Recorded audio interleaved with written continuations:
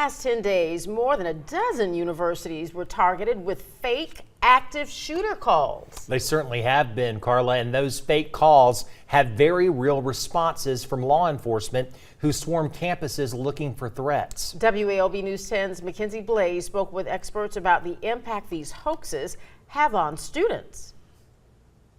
School has been back in session for just a few weeks, and since then, there's been tons of false active shooter threats called in across the country. These consistent threats have caused feelings of fear and stirred up some uncertainty at local college campuses. It's extremely ridiculous, and it's concerning to think that somebody will make up a lie about there being an active shooter on campus, as we're all already, kind of scared about it. Not only are there tremendous costs associated with active shooter threats, but they also deeply impact school faculty, students, and others within the community.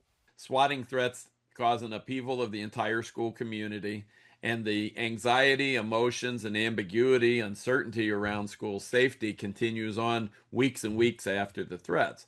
Dr. Ken Trump, president of National School Safety and Security Services, said schools take several steps to identify threats. In the event of an active shooter threat on campus, experts advise school officials to assess the situation and then react. School closure and evacuation are not always the best solution.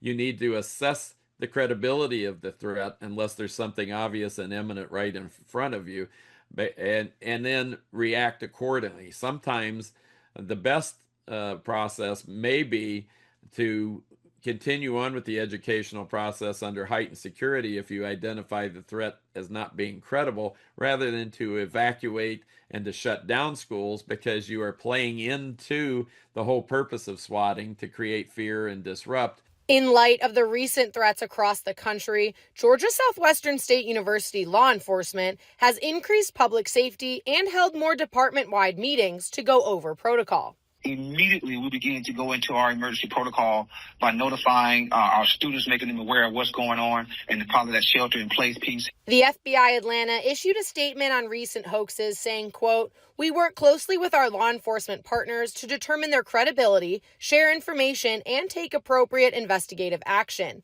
As always, we encourage members of the public to remain vigilant and immediately report anything they consider suspicious to law enforcement."